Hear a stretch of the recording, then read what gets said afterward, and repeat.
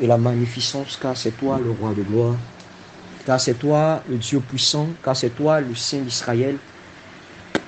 Éternel des armées, c'est entre les creux de tes mains que nous remettons ce moment. Nous te prions afin que, Seigneur, tu sois l'alpha, que tu sois l'oméga, que tu sois l'Emmanuel de toutes choses.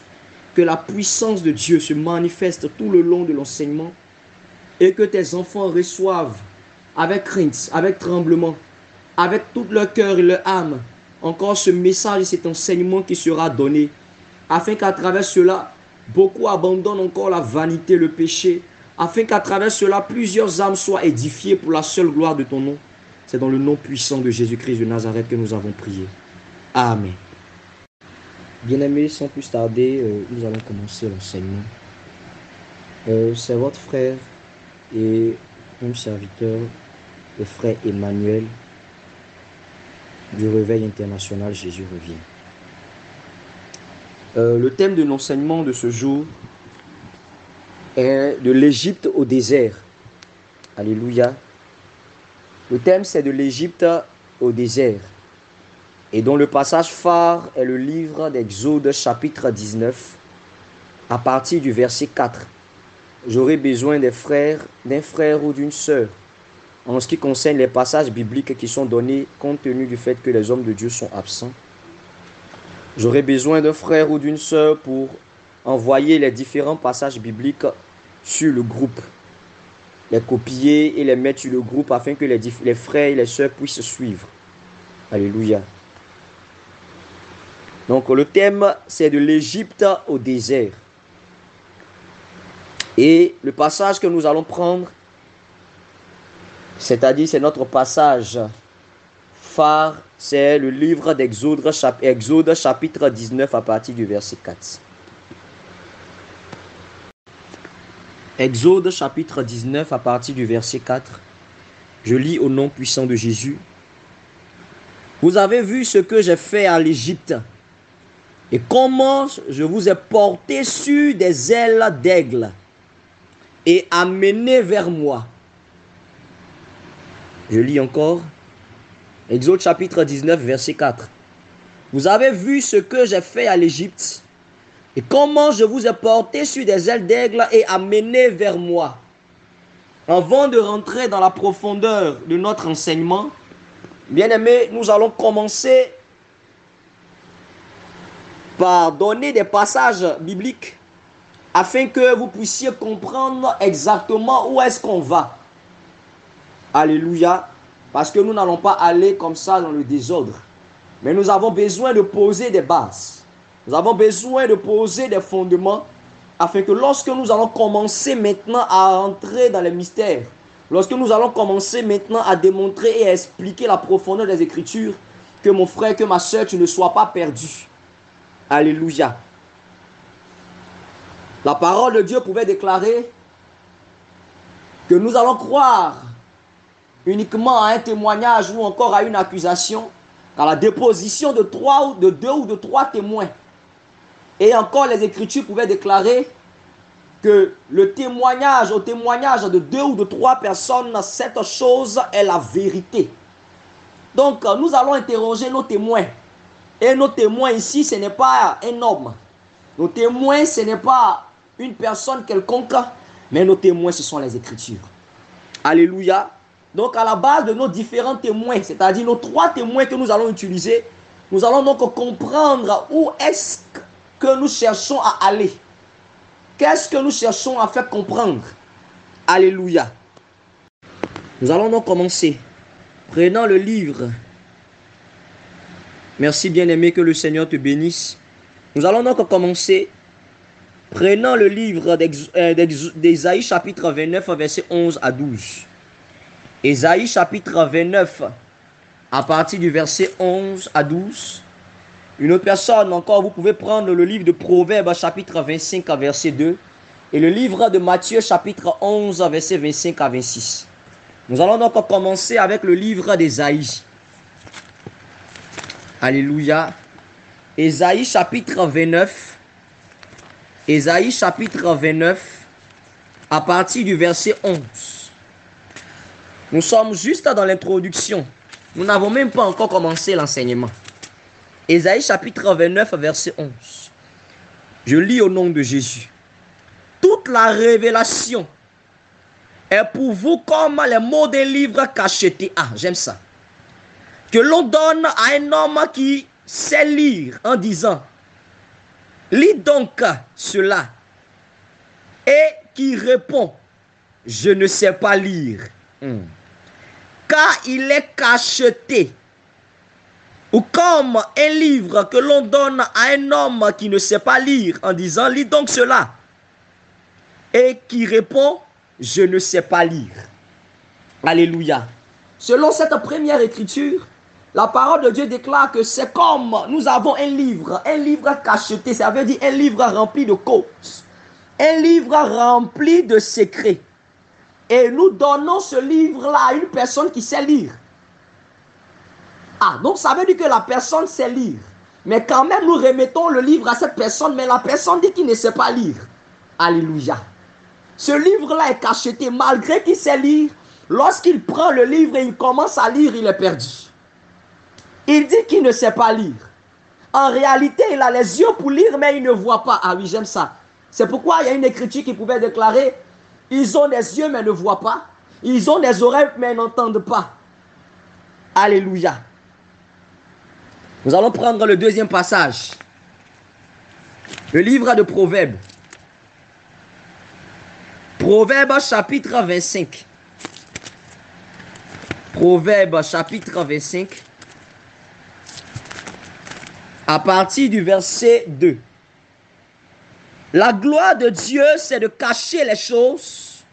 La gloire des rois, c'est de sonder les choses. Ah oui, ça aussi, j'aime ça. La parole de Dieu déclare que la gloire de Dieu, c'est de cacher les choses. Donc, Dieu aime bien cacher les choses. Lorsque les choses sont floues aux yeux de plusieurs, le Seigneur aime ça. Il aime bien que les choses soient cachées. Il aime bien que les Écritures soient cachées. Lui-même, il n'aime pas se montrer, mais il aime rester dans sa chambre. Il n'aime pas se montrer. Il aime se cacher. Alléluia. Il n'aime pas se montrer, mais il aime cacher les choses, parce que c'est dans ça que se trouve sa gloire. Alléluia.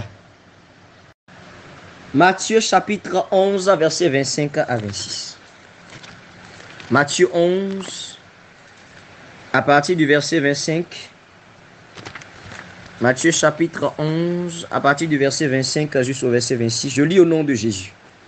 En ces temps-là, Jésus-Christ prit la parole et dit, je te loue, Père, Seigneur du ciel et de la terre, de ce que tu as caché, ah oui, de ce que tu as caché ces choses aux sages et aux intelligents, et de ce que tu les as révélées aux enfants. Oui, Père, je te loue de ce que tu l'as voulu ainsi. Oh oui, je bénis le nom du Seigneur. De ce que ce livre qui est cacheté, il les a cachés aux sages, il les a cachés aux intelligents.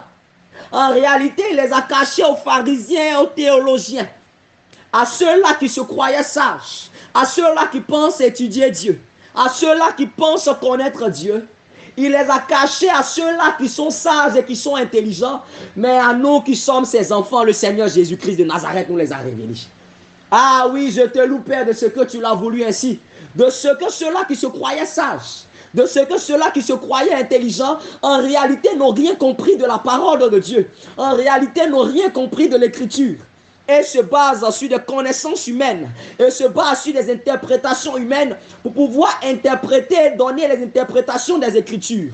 Bien-aimé, je vais te dire aujourd'hui, si un homme de Dieu s'en va prendre une interprétation quelque part et qu'il commence à t'expliquer la Bible, il faut lui dire où est-ce que cela est écrit.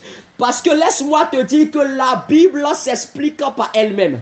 La Bible se définit par elle-même. La Bible se traduit par elle-même. C'est pourquoi 2 Timothée chapitre 3 verset 16 pouvait déclarer que toute écriture est inspirée de Dieu, propre pour enseigner, pour instruire. Toute la Bible s'explique par elle-même. Le livre de Cantiques des Cantiques s'explique par lui-même. Le livre d'Apocalypse s'explique par lui-même. Lorsque tu veux comprendre une écriture, mon frère, ne va pas chercher sur Google. Lorsque tu veux comprendre une écriture, mon frère, ne va pas chercher quelque part, mais cherche encore son interprétation dans les écritures. Parce que chaque écriture a son jumeau dans les écritures. Ah oui, j'aime ça. Alléluia. Et le Seigneur Jésus-Christ aime bien se cacher dans sa parole. En réalité, sa parole, c'est sa chambre. Ah oui. En réalité, sa parole, c'est sa chambre. Et il aime rester là-bas caché dans sa chambre. Mais pour pouvoir entrer dans sa chambre, nous avons besoin de quelque chose. C'est pourquoi nous allons prendre le livre d'Apocalypse, chapitre 3, verset 7. Pour pouvoir entrer dans la chambre du Seigneur, pour pouvoir entrer dans les secrets de Dieu, pour pouvoir comprendre les mystères de Dieu, nous avons besoin de quelque chose. Apocalypse chapitre 3 verset 7, je lis au nom de Jésus. Écrit à l'ange de l'église de Philadelphie. Voici ce que dit le saint, le véritable, celui qui a les clés de David. Ah oui, j'aime ça. Celui qui a les clés de David. Celui qui ouvre et personne ne peut fermer. Celui qui ferme et personne ne peut ouvrir. Bien-aimé, laisse-moi te dire que pour pouvoir entrer dans l'intimité de Dieu, pour pouvoir comprendre la profondeur des Écritures, nous avons besoin des clés de la chambre du Seigneur. Ah, j'aime ça. Nous avons besoin des clés de la chambre du Seigneur, qui sont en réalité les clés de David. Et si tu n'as pas les clés de David, tu ne peux pas ouvrir là où la chambre est fermée. Tu ne peux pas ouvrir là où le livre est cacheté. Tu ne peux pas entrer là où il y a un code. Alléluia. Nous avons donc besoin d'une clé. C'est pourquoi nous allons demander cette clé-là au Seigneur. Aujourd'hui, nous allons utiliser une clé qui est très importante pour pouvoir comprendre l'enseignement que nous allons donner aujourd'hui. Le passage de l'Égypte pour pouvoir entrer dans le désert. Et ce que nous allons demander, la clé que nous allons demander au Seigneur, cette clé dont nous avons besoin aujourd'hui, la clé de David dont nous avons besoin aujourd'hui, parce que dans la clé se cachent plusieurs mystères. La clé dont nous avons besoin aujourd'hui, c'est ce qu'on appelle la clé tabernacle. Alléluia. En réalité, lorsque nous parlons de clé, c'est quelque chose qui va nous aider à pouvoir comprendre la profondeur des Écritures, à pouvoir comprendre le mystère, les différents mystères cachés dans les Écritures. Et la clé que nous allons utiliser aujourd'hui, c'est celle-là qui est appelée la clé tabernacle. Alléluia. Nous n'allons pas entrer dans trop de profondeur en ce qui concerne le tabernacle, puisque ce n'est pas notre enseignement d'aujourd'hui. Notre enseignement d'aujourd'hui, c'est celui-là qu'on appelle là de l'Égypte au désert. Nous allons juste passer dessus. Nous allons juste expliquer un peu c'est quoi on appelle le tabernacle, afin que nous puissions étayer et rentrer dans les profondeurs encore de notre enseignement. Voilà, bien aimé, je ne suis pas très bon dessinateur. J'avais oublié quelque chose, donc j'étais obligé d'ajouter. Voilà. Voilà un peu ce qu'on appelle là le tabernacle que le Seigneur a demandé à Moïse de construire. Donc lorsque nous allons prendre le tabernacle, nous allons voir que le tabernacle était formé de 3 parties. Alléluia. Le tabernacle contenait ce qu'on appelle la première partie, qu'on appelle le parvis extérieur. Il y avait la deuxième partie, d'après ce que comme j'ai un peu marqué, vous voyez, la deuxième partie, c'est le lieu saint. Et la troisième partie, c'est le lieu très saint. Et ce qui divisait le lieu saint et le lieu très saint, c'était un voile qui séparait le lieu saint et le lieu très saint. Et vous allez comprendre, pour faire la différence entre le parvis, le lieu saint et le lieu très saint, vous allez constater que le parvis était, premièrement, au niveau du parvis, vous allez voir qu'on a ce qu'on appelle la cuve des reins. Il y a ce qu'on appelle la cuve des reins, que j'ai un peu dessiné un peu en carreau. Et il y a ce qu'on appelle l'autel des reins, que j'ai dessiné un peu en ovale. Ensuite, lorsqu'on va entrer au niveau du lieu saint, vous allez constater qu'à droite, il y avait ce qu'on appelle la table des pains de proposition. Donc, j'ai dessiné une table là où il y a des pains. Et à gauche, il y avait ce qu'on appelle le chandelier, qui était censé éclairer le lieu saint. Et enfin, on avait maintenant l'autel de parfums sur lequel on devait offrir les parfums au Seigneur. Les mots que je suis en train de dire sont très importants parce que ça va servir à expliquer beaucoup de choses dans notre enseignement. Et enfin, dans le lieu très saint, on avait ce qu'on appelle l'arche de l'alliance que j'ai dessiné ici. Alléluia. Vous allez comprendre qu'au niveau du parvis, pour faire la différence entre le parvis, le lieu saint et le lieu très saint, le parvis était éclairé par le soleil, alors que le lieu saint était éclairé par le chandelier. Mais le lieu très saint, lui, il était éclairé par la gloire de Dieu. C'est le Seigneur lui-même qui descendait dans le lieu très saint pour pouvoir éclairer le lieu très saint, encore appelé le Saint des Saints. Alléluia. C'est pourquoi lorsque les fils d'Élie, les fils d'Aaron, ont amené un feu étranger dans le lieu très saint, le Seigneur les a tués. Parce que c'est le Seigneur lui-même qui devait éclairer le lieu très saint. On ne devait pas amener un feu quelconque dans le lieu très saint. Alléluia. Et encore, ce qui fait la différence entre le parvis, le lieu saint, et le lieu très saint, vous allez constater une chose. Le parvis, tous les ustensiles qui se trouvaient au niveau du parvis étaient des reins à huile. Ça, c'est un détail qui est très important. Alors que tous les ustensiles qui étaient dans le chandelier, plutôt qui étaient dans le lieu saint et dans le lieu très saint étaient en or. Alléluia. J'explique pour que le peuple de Dieu puisse comprendre. Alléluia. Vous allez comprendre que lorsque l'on devait entrer, au niveau du parvis, c'est tout le peuple qui entrait au niveau du parvis, dans le but que chacun puisse donner son offrande au sacrificateur. Et le sacrificateur allait maintenant tuer l'animal. Ah oui, c'est un point qui est très important. Donc dans le parvis, il y avait la cuve des reins, où on devait, il y avait plutôt l'autel des reins, où on devait tuer l'animal. Donc, premièrement, au niveau de l'autel des reins, l'on devait tuer l'animal. Ah, je demande aux bien-aimés de bien suivre cette partie. Au niveau de l'autel des reins, on devait tuer l'animal et aussi brûler l'animal.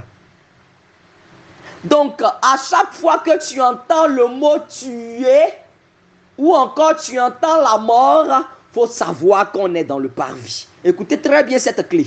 À chaque fois que tu entends la mort, ou encore tu entends tuer, il faut savoir qu'on se trouve dans le parvis. Puisque ces trois mouvements, on doit d'abord quitter dans le parvis, ensuite on va entrer dans le lieu saint, et après on va entrer dans le lieu très saint. Dans le parvis, c'est tout le peuple qui était présent. Alors que lorsqu'on se trouvait dans le parvis, chacun devait apporter l'animal, le sacrificateur devait tuer l'animal au niveau de l'autel des reins. Et après avoir tué l'animal au niveau de l'autel des reins, le sacrificateur se devait maintenant de brûler l'animal. Alléluia. Suivez très bien. Actuellement, peut-être tu ne comprends pas là où je vais en venir. Mais après, tu vas commencer à comprendre. Donc, au niveau du parvis, il y a la mort, puisqu'on doit tuer l'animal et on doit brûler l'animal. Ceux déjà qui ont l'esprit peuvent commencer déjà à comprendre. Alléluia. Ensuite, après avoir tué l'animal, la parole déclare qu'il y avait maintenant la cuve des reins où le sacrificateur devait se laver. Ah, j'aime ça. Donc, toujours dans le parvis, on doit tuer l'animal et le sacrificateur doit se laver. Donc, il y a non seulement la mort, et il y a le fait aussi qu'on doit se laver. Donc, il doit non seulement avoir constatation de mort, et aussi lavement au niveau du parvis. Donc, la clé, c'est quoi? À chaque fois que dans un passage biblique, tu vas constater qu'ils sont en train de parler de la mort, ou encore qu'ils sont en train de parler du lavement par de l'eau, il faut savoir qu'on se trouve au niveau du parvis. Voilà la clé. Après cela, le sacrificateur se devait d'entrer dans le lieu saint. Mais vous allez constater que dans le lieu saint, c'est le sacrificateur qui entrait.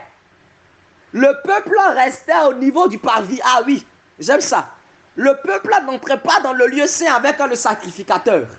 Mais c'est seulement le sacrificateur qui se devait d'entrer au niveau du lieu saint. Le peuple n'entrait pas là-bas. Donc regardez le mouvement qui se passe. Le sacrificateur ainsi que tout le peuple sont au niveau du parvis. Mais pour quitter au parvis, pour entrer dans le lieu saint, il n'y avait que le sacrificateur qui entrait au niveau du lieu saint. J'aime ça. Alléluia. Au niveau du lieu saint, vous allez constater qu'il y avait ce qu'on appelle la table des pains de proposition. Donc il y avait là-bas du pain que le sacrificateur se devait de manger. Alléluia. Donc à chaque fois que tu verras dans les Écritures qu'une personne est en train de manger du pain, ça veut dire qu'on se trouve dans le lieu saint. Voici la clé du lieu saint. Alléluia. À chaque instant qu'on se trouvera, on trouvera quelqu'un dans une écriture en train de manger du pain, sache que nous sommes actuellement dans le lieu saint. Alléluia. Secondement, il y avait ce qu'on appelle le chandelier. Le chandelier était censé éclairer le lieu. Donc sache qu'à chaque fois que nous nous retrouvons quelque part dans la lumière, il faut comprendre aussi que nous nous trouvons dans le lieu saint. Alléluia. Le chandelier était censé éclairer le lieu. Donc lorsque quelque part nous parlons du chandelier ou nous parlons de la lumière, il faut comprendre que nous nous trouvons dans le lieu saint, selon la clé. Et enfin, il y avait l'autel des parfums. Ah oui, j'aime ça. Il y avait l'autel des parfums. Nous allons expliquer à la suite des temps c'est quoi l'autel des parfums. Et c'est quoi le parfum. Donc à chaque instant qu'il y avait l'autel des parfums, à chaque instant, quelque part où tu vois qu'on parle de l'autel des parfums ou de l'explication de l'autel des parfums, il faut comprendre aussi qu'on se trouve dans le lieu saint. Alléluia. Et enfin, la troisième partie, nous devons maintenant quitter dans le lieu saint pour entrer dans le lieu très saint. Mais dans le lieu très saint, ce n'est pas tout le monde qui entre là-bas. Il n'y a que le souverain sacrificateur qui peut entrer dans le lieu très saint. Ah oui, j'aime ça. Regardez le mouvement. Tout le peuple se trouve dans le lieu saint. Que ce soit le sacrificateur, que ce soit le souverain sacrificateur, que ce soit le peuple, tout le monde se trouve dans le parvis. Maintenant, lorsqu'on quitte le parvis pour entrer dans le lieu saint, il n'y a que le sacrificateur et le souverain sacrificateur qui peuvent entrer là-bas, dans le lieu saint. Mais en ce qui concerne le lieu très saint, il n'y a que le souverain sacrificateur qui peut entrer là-bas. Et dans le lieu très saint se trouvait l'arche de l'alliance. Et c'est là-bas que Dieu venait parler. Et c'est là-bas que se trouvait la gloire de Dieu. Donc à chaque fois que dans une écriture, l'on parle de la gloire de Dieu, l'on parle de la bénédiction en abondance, l'on parle de la grâce, de la puissance de Dieu, il faut savoir que nous nous trouvons dans le lieu très saint. Donc quand je résume, vous allez comprendre, tout à l'heure je disais qu'on a trois mouvements. On a le parvis, on a le lieu saint et on a le lieu très saint. Au niveau du parvis, il y a tout le peuple, c'est-à-dire il y a le peuple, il y a le sacrificateur et aussi les sacrificateurs et aussi le souverain sacrificateur. Et au niveau du parvis, on doit tuer l'animal. Donc à chaque fois que tu entends tuer un animal, soit un agneau ou un chevreau, parce que selon les Écritures c'est pareil, ou un taureau ou un bélier, il faut comprendre qu'on se trouve au niveau du parvis. Donc à chaque fois qu'on parle de tuer l'animal, lorsqu'on va prendre une écriture et qu'on va mentionner tuer l'animal, il faut savoir qu'on est dans le parvis. On n'a pas encore quitté le parvis. Alléluia. Ensuite, le sacrificateur se doit de se laver. Donc, si tu vois dans une écriture où ils ont parlé de se laver avec de l'eau, il faut comprendre qu'on se trouve encore dans le parvis. Puisque c'est des éléments qui se trouvent dans le parvis. Tant que le sacrificateur ne s'est pas encore lavé avec de l'eau, il ne peut pas entrer dans le lieu saint. Je ne sais pas si on se suit. Alléluia. Il ne peut pas entrer dans le lieu saint. Donc dans le parvis, il y a le mot laver et il y a le tuer l'animal. Donc quand tu entends dans une écriture laver et tuer l'animal, la clé, il faut comprendre qu'on se trouve dans le lieu saint, dans le parvis. Ensuite, on entre maintenant dans le lieu saint. Dans le lieu saint, il y avait la table des pains de proposition. Donc là-bas, on doit manger, le sacrificateur doit manger. Donc là où ils sont en train de parler de manger le pain, il faut savoir qu'on se trouve dans le lieu saint. Et là aussi, où tu entends qu'il y a la lumière, puisqu'il y avait le chandelier, il faut savoir aussi qu'on se trouve dans le lieu saint. Et là où tu entends hôtel des parfums, quand tu entends le parfum, il faut savoir qu'on se trouve encore dans le lieu saint. C'est ça la clé du lieu saint. Le pain, la table de pain de proposition, donc manger le pain, la lumière du chandelier et enfin l'autel des parfums. C'est ça la clé pour savoir qu'on se trouve exactement dans le lieu saint. Et enfin, la clé pour savoir qu'on se trouve dans le lieu très saint, c'est l'âge de l'alliance, donc la gloire de Dieu. Puisque dans l'âge, il y avait la gloire de Dieu, donc la bénédiction de Dieu qui se manifeste en abondance. Alléluia. Nous allons maintenant entrer dans notre enseignement, puisque nous avons notre clé. Puisque le Seigneur nous a remis notre clé de David, il nous a permis de comprendre le mystère caché dans cette clé. Alors maintenant, nous pouvons ouvrir la porte pour connaître son intimité. Nous pouvons maintenant ouvrir la porte pour comprendre et pour entrer dans l'intimité du Seigneur Jésus. Alléluia. Exode chapitre 11, verset 10 et Exode chapitre 12, verset 1 à 6. Exode chapitre 11, verset 10 et Exode chapitre 12, verset 1 à 6. Exode chapitre 11, verset 10 et Exode chapitre 12, verset 1 à 6. Exode chapitre 11, verset 6. Je lis au nom de Jésus. Verset 10, je lis au nom de Jésus. Moïse et Aaron firent ces miracles devant Pharaon. L'Éternel endurcit le cœur de Pharaon. Et Pharaon ne laisse point aller les enfants d'Israël hors du peuple. Chapitre 12 à partir du verset 1. L'Éternel dit à Moïse et à Aaron, ce mois-ci sera pour vous le premier mois de l'année. Le premier des mois. Il sera pour vous le premier des mois de l'année. Parlez à toute l'assemblée d'Israël et dites, le 10e jour de ce mois, on prendra un agneau. Ah oui, j'aime ça. On prendra un agneau pour chaque famille. Je sais que l'esprit de quelqu'un est en train de s'ouvrir. On prendra un agneau pour chaque famille. Un agneau pour chaque maison. Si la maison est trop peu nombreuse, pour un agneau, on le prendra avec son plus proche voisin. Nous n'allons pas entrer dans trop de détails. Nous n'allons pas expliquer le plus proche voisin. Selon le nombre de personnes, vous compterez pour cet agneau d'après que chacun peut manger. Ce sera un agneau sans défaut. Ah oui, j'aime ça. Ce sera un agneau sans défaut mâle, âgé d'un an. Vous pourrez prendre un agneau ou un chevreau. Au verset 6. Vous le garderez jusqu'au 14e jour de ce mois. Et toute l'assemblée d'Israël l'immolera entre les deux soirs. Il faut savoir qu'on se trouve en Égypte. Et les Écritures déclarent que en Égypte, le Seigneur demande à ce que l'on puisse immoler, c'est-à-dire tuer l'agneau.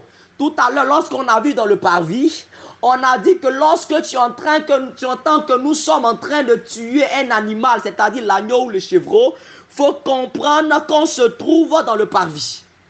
Or, le geste qui a été effectué, où le Seigneur demande à ce que Aaron et Moïse disent au peuple de tuer l'animal, c'est-à-dire l'agneau, ce geste-là se fait en Égypte. Donc, on comprend dans la révélation que l'Égypte est égale au parvis. Ah oui, j'aime ça. Gloire au Seigneur Jésus. Donc, tout à l'heure, on a compris que l'Égypte était égale au parvis. Puisqu'au niveau de l'Égypte, c'est là qu'on tue l'animal. On a dit que c'est au niveau du parvis qu'on tue l'animal. Donc, le parvis, c'est l'Égypte. vous allez voir qu'on va faire sortir le tabernacle à travers la marche du peuple d'Israël. Le tabernacle avait 3 parties, le parvis, le lieu saint et le lieu très saint. Et si la marche du peuple d'Israël, on doit aussi expliquer le tabernacle là-bas. On doit faire sortir les 3 parties du tabernacle là-bas. Alléluia. Vous allez comprendre encore que toujours dans leur marche vers le désert, vous allez comprendre que le peuple était en train de quitter du lieu saint, il était en train de quitter l'Égypte pour entrer dans le désert.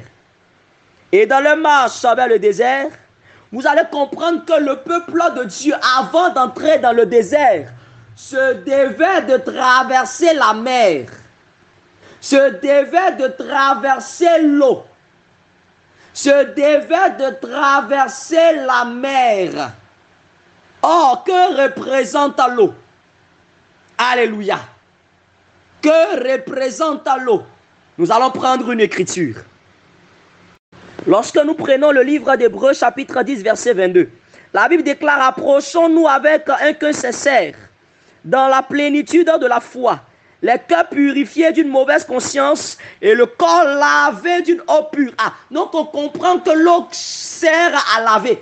C'est pourquoi dans toujours le parvis, pour pouvoir passer du parvis juste avant d'entrer dans le lieu saint, il y avait obligatoirement une eau qui devait servir à laver le sacrificateur. Ah oui, j'aime ça. Donc pour pouvoir quitter le parvis, pour entrer dans le lieu saint, il y avait de l'eau. De la même manière, pour pouvoir quitter l'Égypte, pour aussi entrer dans le désert, il y avait aussi de l'eau qui était la mer. Alléluia. Il y avait aussi de l'eau qui était la mer. Et cette eau-là était censée laver Israël. Gloire à Jésus. Actuellement, beaucoup n'arrivent toujours pas à comprendre tous ces exemples que je prends. Arrivé au bout de mes idées, vous allez comprendre là où je vais aboutir. Alléluia. Donc cette eau-là était censée laver le peuple. Est-ce que vous voyez un peu le cheminement?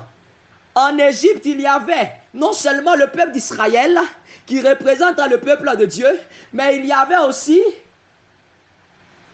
le peuple égyptien. Donc tout le monde se trouvait là-bas.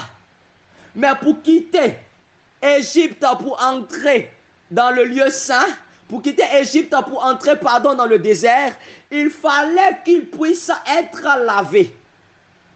Donc il y a un groupe qui ne sera pas lavé, c'est-à-dire les Égyptiens, mais par contre il y a un autre groupe qui sera lavé, ça veut dire qu'il va passer au travers de la mer. Et ce peuple-là, c'est le peuple d'Israël. Donc on comprend que toujours en Égypte, c'est véritablement le parvis. Alléluia. Donc on vient tout à l'heure d'expliquer qu'au niveau de l'Égypte, il y avait 2 choses. On a tué l'animal au niveau de l'Égypte. On s'est lavé aussi avant de pouvoir entrer dans le désert. Donc on comprend que l'Égypte représente vraiment le parvis. Puisqu'au niveau du parvis, on devait tuer l'animal, comme on a fait en Égypte. On devait aussi se laver avant de pouvoir entrer dans le lieu saint. Donc on comprend clairement que le parvis ici, c'est l'Égypte. Mais j'aimerais encore attirer l'attention de quelqu'un sur quelque chose. Vous allez remarquer qu'il a fallu 2 personnes pour pouvoir conduire le peuple depuis le désert, pour pouvoir l'Égypte, pour pouvoir les emmener dans le désert. Il a fallu 2 personnes. Il a fallu 2 personnes pour enlever le peuple de Dieu en Égypte, pour pouvoir les emmener dans le désert. Exode chapitre 19, verset 4. Ah non, notre passage phare. Exode chapitre 19, verset 4. Il est écrit: vous avez vu ce que j'ai fait à l'Égypte et comment je vous ai porté sur des ailes d'aigle et amené vers moi. Ah, j'aime ça. Donc, si je comprends bien, Moïse et Aaron sont des ailes. Et Dieu, c'est lui-même l'aigle. Ah, donc notre Seigneur, c'est un aigle. Ah oui, j'aime ça. J'aime ça, j'aime les Écritures. Alléluia. La parole de Dieu déclare que nous avons vu comment l'Éternel a fait sortir le peuple d'Israël en les portant sur ses ailes d'aigle. L'aigle a 2 ailes. Donc l'aigle en question ici, c'est notre Dieu. Et les deux ailes là, ce ne sont rien d'autre que Moïse et Aaron qu'il a utilisé pour pouvoir les faire sortir, les enlever d'Égypte, pour les emmener dans le désert. Et cette même chose-là même se passera après l'enlèvement. Mais à la différence, les deux ailes de l'aigle dont il est mentionné dans le livre d'Apocalypse 12, ce n'est plus Moïse et Aaron, mais ces deux prophètes cette fois qui auront l'esprit de Moïse et d'Élie. J'ai entendu quelque part que les deux ailes là qui viendront après l'enlèvement, c'est Moïse et Aaron. Ah non, non, non, non, non. Ce n'est pas Moïse et Aaron. Comprenez l'enseignement. Les deux ailes qui viendront cette fois, ce sera ceux-là qui ont l'esprit de Moïse et Élie. Ce n'est pas Moïse et Aaron. Moïse et Aaron, ça s'est fait dans le désert avec l'Égypte. Oh Dieu, puisqu'il aime répéter les choses, selon le livre d'Ecclésiaste, il n'y a rien de nouveau sur le soleil. Ce qui a été, c'est ce qui se fait. Et ce qui a été, c'est ce qui s'est fait. Et ce qui se fait, c'est ce qui se fera. Donc, ce qui a été, c'est ce qui sera. Et ce qui s'est fait, c'est ce qui se fera. Donc, Dieu répète les choses. Donc, de la même manière que Dieu a fait sortir le peuple de Dieu avec les deux ailes, il le fera encore après l'enlèvement pour pouvoir encore préserver Israël du malheur contre la bête. Mais ça, nous ne rentrons pas là-bas, ce n'est pas notre enseignement. Donc, on constate qu'on avait obligatoirement besoin des deux ailes. Moïse et Aaron en Égypte pour pouvoir les faire sortir d'Égypte. Pour pouvoir les emmener dans le désert. Retenons très bien ça, les deux ailes de l'aigle. Alléluia. Parce qu'à la suite de cela, ça va nous servir très fort même. Donc, on vient tout à l'heure d'expliquer qu'au niveau de l'Égypte, il y avait deux choses. On a tué l'animal au niveau de l'Égypte. On s'est lavé aussi avant de pouvoir entrer dans le désert. Donc, on comprend que l'Égypte représente vraiment le parvis. Puisqu'au niveau du parvis, on devait tuer l'animal comme on a fait en Égypte. On devait aussi se laver avant de pouvoir entrer dans le lieu saint. Donc, on comprend clairement que le parvis ici, c'est l'Égypte. Mais j'aimerais encore attirer l'attention de quelqu'un sur quelque chose. Vous allez remarquer qu'il a fallu deux personnes pour pouvoir conduire le peuple depuis le désert, depuis l'Égypte, pour pouvoir les emmener dans le désert. Il a fallu deux personnes. Il a fallu deux personnes pour enlever le peuple de Dieu en Égypte, pour pouvoir les emmener dans le désert. Exode chapitre 19, verset 4. Ah non, notre passage phare. Exode chapitre 19, verset 4. Il est écrit: vous avez vu ce que j'ai fait à l'Égypte et comment je vous ai porté sur des ailes d'aigle et amené vers moi. Ah, j'aime ça. Donc, si je comprends bien, Moïse et Aaron sont des ailes. Et Dieu, c'est lui-même l'aigle. Ah, donc notre Seigneur, c'est un aigle. Ah oui, j'aime ça. J'aime ça, j'aime les Écritures. Alléluia. La parole de Dieu déclare que nous avons vu comment l'Éternel a fait sortir le peuple d'Israël en les portant sur ses ailes d'aigle. L'aigle a deux ailes. Donc l'aigle en question ici, c'est notre Dieu. Et les deux ailes, ce ne sont rien d'autre que Moïse et Aaron qu'il a utilisé pour pouvoir les faire sortir, les enlever d'Égypte, pour les emmener dans le désert. Et cette même chose-là même se passera après l'enlèvement. Mais à la différence, les deux ailes de l'aigle dont il est mentionné dans le livre d'Apocalypse 12, ce n'est plus Moïse et Aaron, mais ces deux prophètes cette fois qui auront l'esprit de Moïse et d'Élie. J'ai entendu quelque part que les deux ailes là qui viendront après l'enlèvement, c'est Moïse et Aaron. Ah non, non, non, non, non. Ce n'est pas Moïse et Aaron. Comprenez l'enseignement. Les deux ailes qui viendront cette fois, ce sera ceux-là qui ont l'esprit de Moïse et Élie. Ce n'est pas Moïse et Aaron. Moïse et Aaron, ça s'est fait dans le désert avec l'Égypte. Oh Dieu, puisqu'il aime répéter les choses, selon le livre d'Ecclésiaste, il n'y a rien de nouveau sur le soleil. Ce qui a été, c'est ce qui se fait. Et ce qui a été, c'est ce qui s'est fait. Et ce qui se fait, c'est ce qui se fera. Donc, ce qui a été, c'est ce qui sera. Et ce qui s'est fait, c'est ce qui se fera. Donc, Dieu répète les choses. Donc, de la même manière que Dieu a fait sortir le peuple de Dieu avec les deux ailes, il le fera encore après l'enlèvement pour pouvoir encore préserver Israël du malheur contre la bête. Mais ça, nous ne rentrons pas là-bas, ce n'est pas notre enseignement. Donc, on constate qu'on avait obligatoirement besoin des deux ailes. Moïse et Aaron en Égypte pour pouvoir les faire sortir d'Égypte. Pour pouvoir les emmener dans le désert. Retenons très bien ça, les deux ailes de l'aigle. Alléluia. Parce que à la suite de cela, ça va nous servir très fort même. Donc nous nous trouvons maintenant dans le désert. Donc le peuple a quitté l'Égypte. Il entre maintenant dans le désert. Le peuple a quitté l'Égypte. Il entre maintenant dans le désert. Mais que représente le désert dans le tabernacle? Puisqu'on a vu que le tabernacle était formé du parvis, du lieu saint et du lieu très saint. On a vu que l'Égypte représentait le parvis. Mais que représente alors le désert dans le tabernacle? Jean chapitre 6, verset 31. Jean chapitre 6, verset 31. Ah oui, j'aime bien cette clé de David qui est le tabernacle. Parce que ça nous aide à comprendre les Écritures. Jean chapitre 6, verset 31. Je lis au nom de Jésus. Nos pères ont mangé la manne dans le désert. Selon qu'il est écrit, il leur donna du pain, le pain du ciel à manger. Amen. J'aime ça, j'aime ça. J'aime les Écritures. Je reprends. Nos pères ont mangé la manne dans le désert. Selon ce qui est écrit, il leur donna le pain du ciel à manger. Alléluia. On a dit que dans le lieu saint, lorsque tu entends quelqu'un en train de manger du pain, c'est dans le lieu saint que le sacrificateur mangeait le pain. Donc lorsque tu entends que quelqu'un est en train de manger du pain quelque part, le lieu là où il est en train de manger le pain en réalité représente tout simplement le lieu saint. Or, les Écritures déclarent que le peuple d'Israël, il y avait du pain qui était descendu du ciel et ils ont commencé à manger ça dans le désert. Donc, on comprend clairement que le désert représente le lieu saint. Alléluia. On comprend clairement que le désert représente le lieu saint. Alléluia. Le désert représente le lieu saint. Et enfin, la troisième partie, mais que nous n'allons pas trop étudier, puisque nous avons parlé de l'Égypte.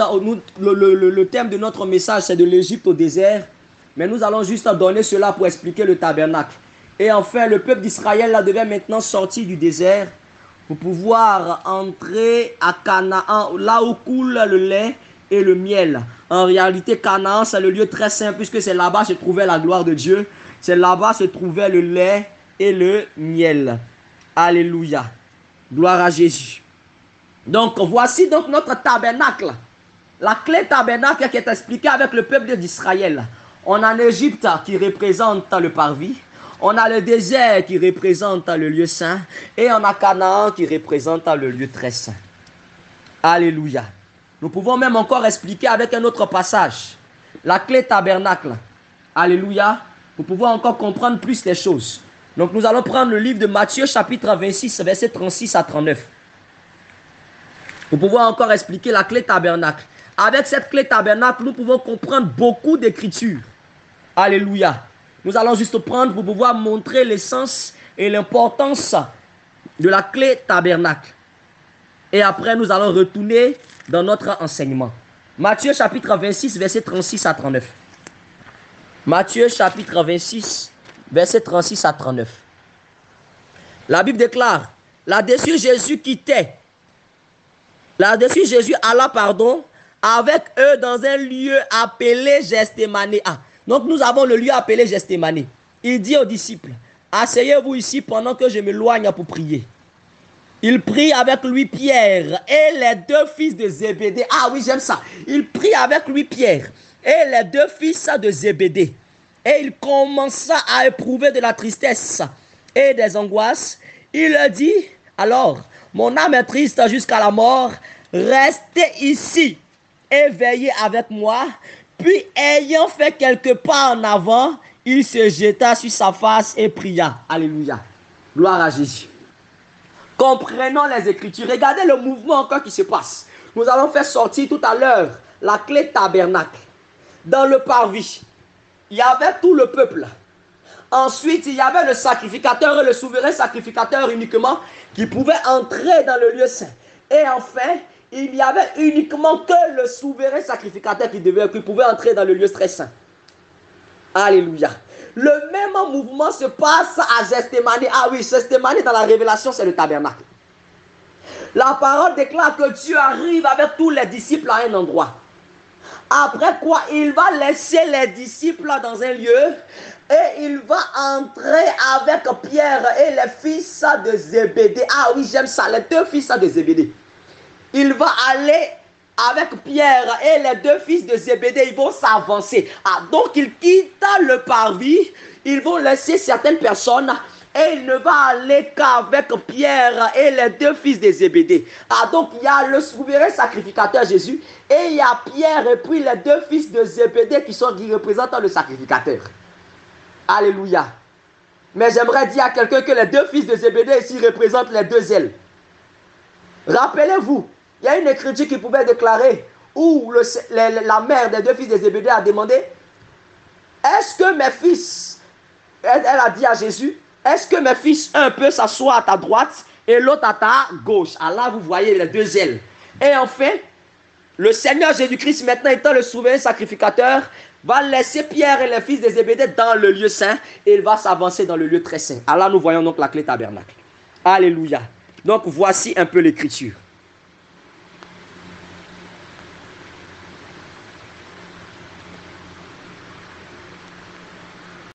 Mais quelqu'un se dira, mais il a parlé de l'Égypte, il a parlé du parvis et de toutes ces choses. Mais en quoi est-ce que moi ça me concerne? Ah, c'est là la question. En quoi est-ce que toutes ces choses-là que j'ai données, en quoi est-ce que tous les détails qui ont été donnés dans l'enseignement nous concernent à nous? Parce que tout ce que nous sommes en train de dire, ce n'est pas pour raconter notre vie. Parce que tout ce que nous sommes en train d'expliquer, ce n'est pas pour montrer que non, nous avons de la connaissance. Ce n'est pas pour montrer que non, nous maîtrisons toutes les choses et tous les mystères. Non, mais c'est pour l'édification du peuple de Dieu. La Bible pouvait déclarer dans le livre d'Éphésiens chapitre 4 verset 11 qu'il a été donné les autres comme apôtres, les autres comme prophètes, les autres comme évangélistes et les autres comme pasteurs et docteurs pour l'édification des saints. Donc tout enseignement que nous donnons, lorsque même nous nous mettons à rentrer dans les mystères, c'est pour que le peuple de Dieu soit édifié. Donc en quoi l'enseignement que nous sommes en train de donner? Nous avons parlé de l'Égypte, du passage du peuple de Dieu au désert, de l'Égypte au désert. En quoi cela, ça concerne l'église de Dieu? Alors là, nous allons te dire maintenant de prendre le livre d'Un Corinthiens chapitre 10 verset 1 à 6. Et là, tu vas comprendre en quoi est-ce que cela nous concerne. 1 Corinthiens chapitre 10 verset 1 à 6.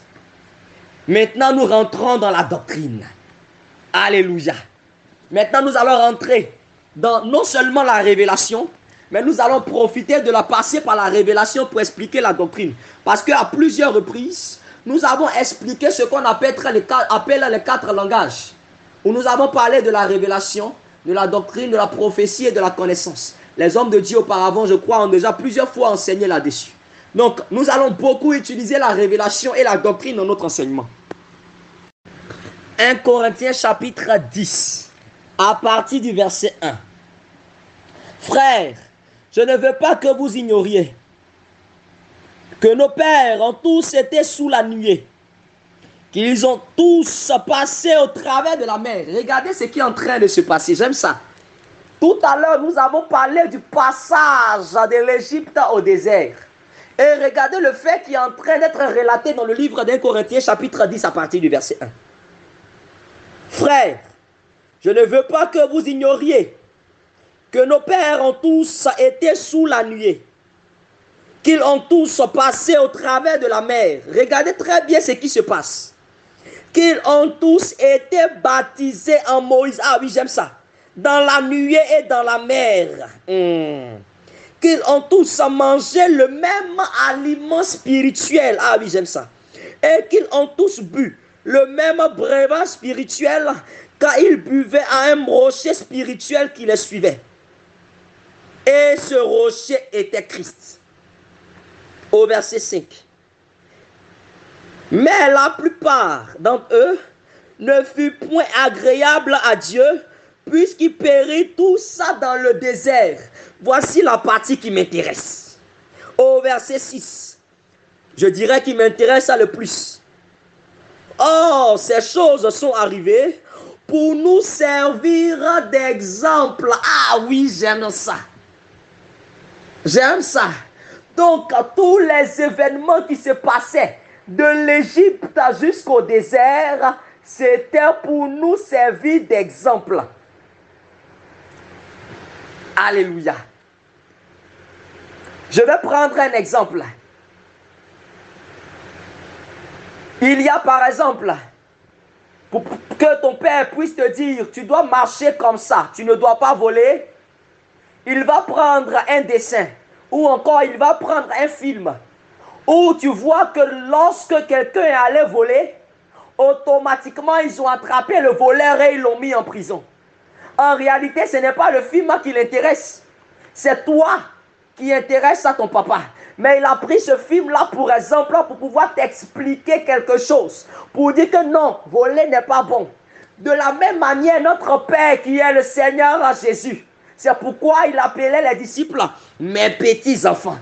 Ah, j'aime ça. Il était en train de dire tout ce qui se passait par la bouche de Paul, tout ce qui s'est passé là-bas en Égypte, le passage du peuple d'Israël d'Égypte au désert, en réalité c'était un exemple pour pouvoir nous expliquer quelque chose. Puisqu'en réalité cela les concerne, c'est vrai, mais en réalité ça ne les concerne pas, ça doit nous concerner, nous, notre avis. Ah oui, j'aime ça, j'aime les Écritures. Donc nous comprenons aussi que dans notre vie, il y a trois parties de notre vie, ou encore il y a trois séquences. Il y a la séquence de l'Égypte, il y a la séquence du désert et il y a la séquence de Canaan. Ah oui, j'aime ça, j'aime ça. De la même manière, puisque l'Égypte est égale au parvis, il y a donc la séquence du parvis dans notre vie. Il y a le stade, je préfère ça le stade. Il y a le stade du parvis ou encore de l'Égypte dans notre vie. Il y a le stade du lieu saint ou encore du désert dans notre vie. Et il y a enfin le stade de Canaan ou encore le stade du lieu très saint dans notre vie. Alléluia. Gloire à Jésus. Donc voilà la pensée de Dieu. Nous allons donc chercher à comprendre. Apocalypse chapitre 11 verset 2. Comment savoir que nous sommes au stade de parvis? Ou comment savoir que nous sommes encore au stade d'Égypte? Apocalypse chapitre 11 verset 2. Apocalypse chapitre 11 à partir du verset 2. Il déclare, mais le parvis, on parle du parvis ici, mais le parvis extérieur du temple, laisse-le en dehors et ne le mesure pas. Ce passage, je vais l'expliquer dans la révélation. Je ne suis pas en train de l'expliquer dans la prophétie. Donc comprenez les Écritures. Mais le parvis extérieur du temple, laisse-le en dehors et ne le mesure pas, car il a été donné aux nations et elles fouleront au pied la ville pendant 42 mois. Donc je reprends. Mais le parvis extérieur du temple, laisse-le en dehors et ne le mesure pas, car il a été donné aux nations. Ah, j'aime ça. Donc on comprend que le parvis extérieur a été donné aux nations. Donc en réalité, le parvis extérieur, c'est le monde. Puisque ceux-là qui sont les peuples d'une nation, c'est ceux-là qui sont dans le monde. C'est la raison pour laquelle auparavant nous étions de ceux-là qui étions des nations. Nous étions de ceux-là qui étions dans le monde. Alléluia. Gloire à Jésus. Nous étions de ceux-là qui étions du monde. Nous étions encore dans les nations. Donc on comprend clairement que l'Égypte est égale au parvis, qui est aussi égal au monde. Vous allez donc comprendre quelque chose. J'ouvre votre esprit sur quelque chose. Au niveau du parvis, le parvis était fait en airain. Mais par contre, le lieu saint Et le lieu très saint était fait en or. Ah oui, j'aime ça. J'aime les Écritures. J'aime la précision des Écritures. Le lieu très saint et le lieu saint étaient faits en or. Or, selon les Écritures, l'or représente la divinité. Donc, l'or représente en réalité notre Seigneur Jésus. Le parvis n'était pas en or parce que le parvis ne reconnaît pas la divinité du Seigneur Jésus. Ah oui, le monde ne reconnaît pas la divinité du Seigneur Jésus. C'est la raison pour laquelle, lorsque tu vois une personne en train de parler et dire que Jésus n'est pas Dieu, il faut comprendre que cette personne-là ne fait pas partie des enfants de Dieu. Il faut comprendre que cette personne-là n'est pas dans le lieu saint, dans le lieu très saint, mais cette personne-là est une personne qui est attachée au parvis. Cette personne ne veut pas évoluer. Cette personne est une personne qui est attachée au parvis. Ah oui. Puisque le parvis, être dans le parvis, c'est ne pas reconnaître la divinité du Seigneur Jésus. C'est pourquoi le parvis était en airain mais n'était pas en or. Ah oui, j'aime ça.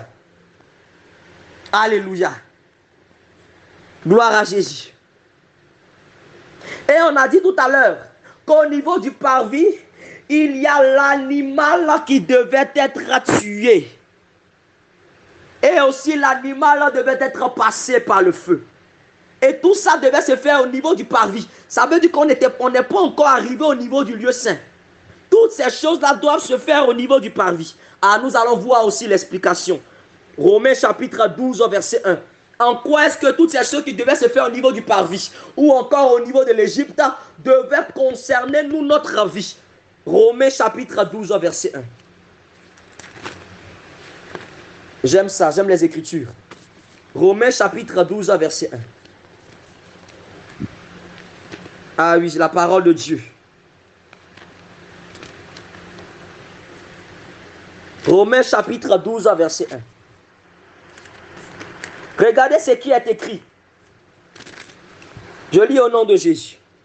Je vous exhorte en tant que frères, par les compassions de Dieu, à offrir vos corps, ah j'aime ça, à offrir vos corps comme un sacrifice vivant, ce qui sera de votre part un culte raisonnable. Donc tout chrétien, là on se trouve encore au niveau du parvis, tout chrétien, tout enfant de Dieu, avant de pouvoir offrir le culte à Dieu, se doit de pouvoir offrir son corps comme un sacrifice. Donc, cette personne-là doit tuer son corps. Ah oui, j'aime ça. Donc, on est encore au parvis. Avant d'entrer dans le lieu saint, avant d'entrer dans le désert, tu dois d'abord tuer ton corps en Égypte. Ah oui, j'aime ça. Tu dois d'abord tuer ton corps en Égypte. Le corps doit mourir en Égypte.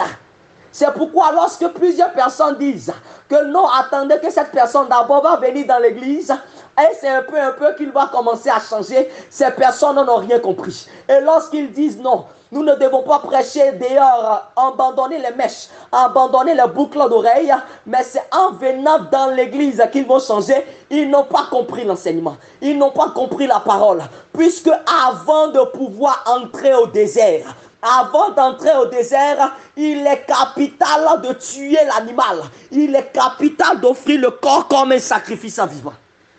Avant de quitter le monde, pour pouvoir entrer dans le désert, avant de quitter l'Égypte, pour pouvoir entrer dans le désert, le corps d'abord doit mourir, c'est capital.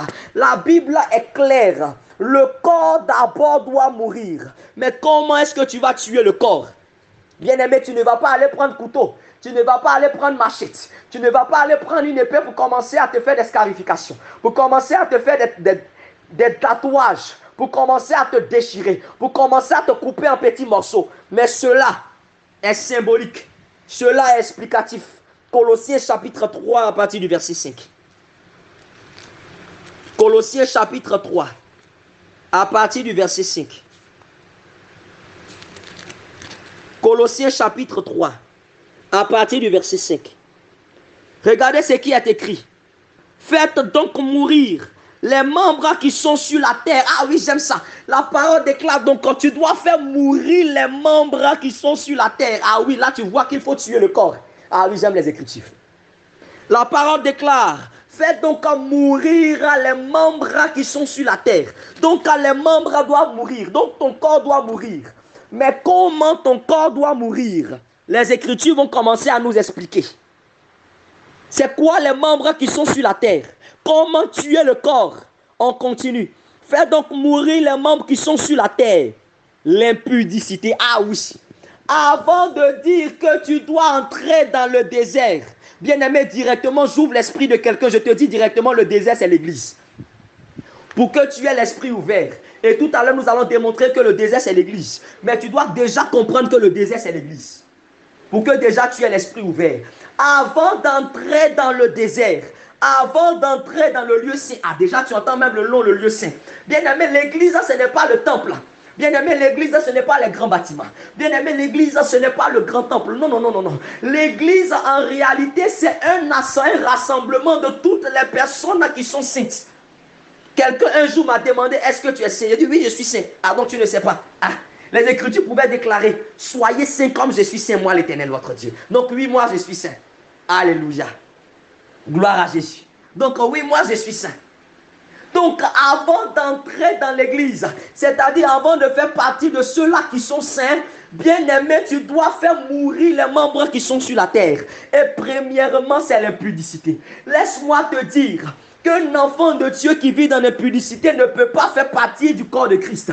Une personne qui marche dans l'impudicité ne peut pas être agréable à Dieu parce que cette personne a refusé de faire mourir ce membre. Cette personne est plutôt attachée au monde. Cette personne est encore attachée à l'Égypte. Cette personne est encore attachée à la vanité. Cette personne est encore attachée à la mondanité. Et une personne qui est encore attachée à ces choses, à l'impudicité, ne peut pas entrer au ciel.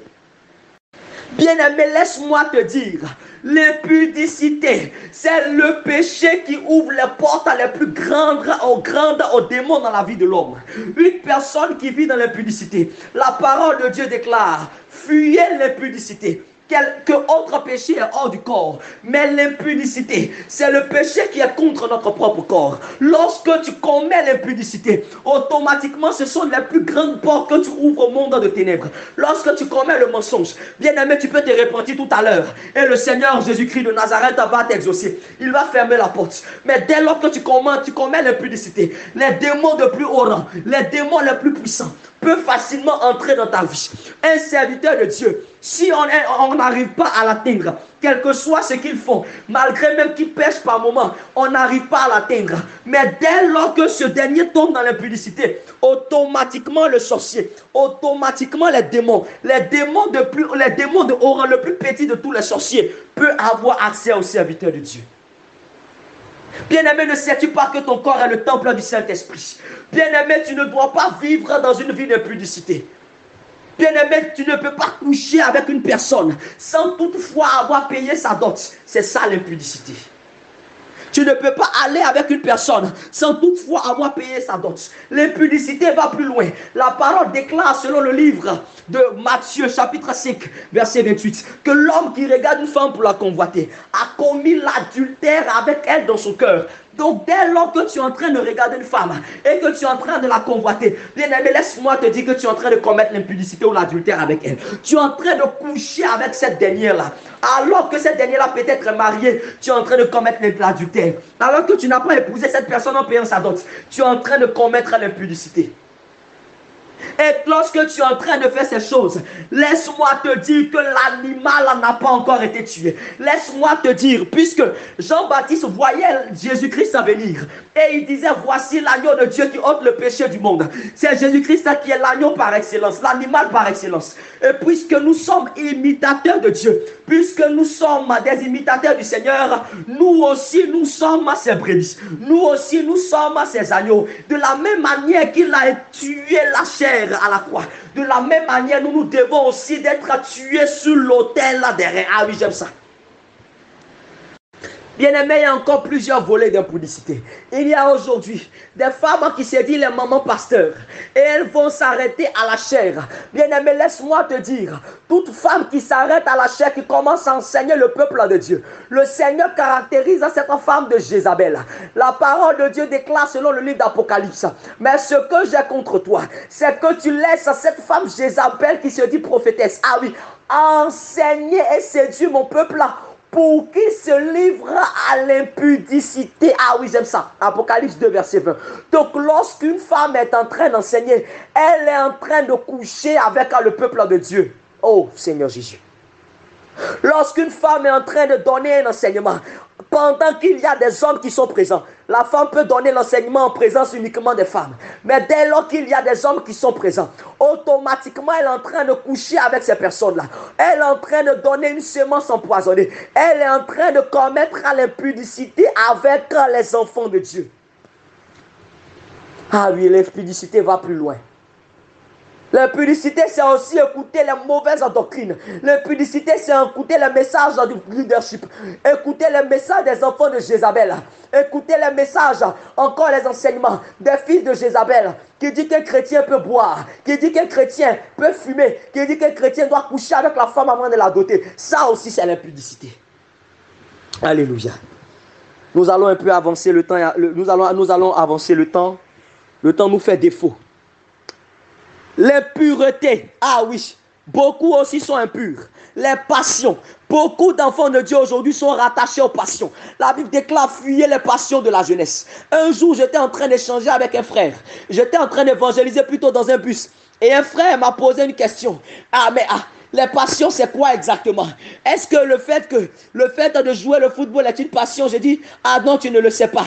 Tu ne sais pas que plusieurs personnes aujourd'hui, toi-même regarde, aujourd'hui lorsque tu regardes le football, tu ne peux même pas quitter devant la télé pour aller prier. Lorsque c'est l'heure d'aller à l'église, tu n'as même pas la force de te lever. Lorsque c'est l'heure d'aller à l'église, tu n'as même pas la force de quitter encore ton canapé, de quitter ta télé. Mais à cause du football qui est devenu aujourd'hui pour toi une passion, tu ne peux pas t'en débarrasser. 2 Timothée 2, 22, on déclare, fuis les passions de la jeunesse. C'est de ça qu'il est question. Les passions, ce sont le football, les télénovelas, les jeux vidéo. C'est ces choses-là auxquelles aujourd'hui le monde est attaché.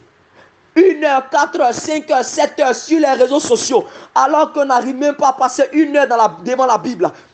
On n'arrive pas à passer 2 heures en train de prier.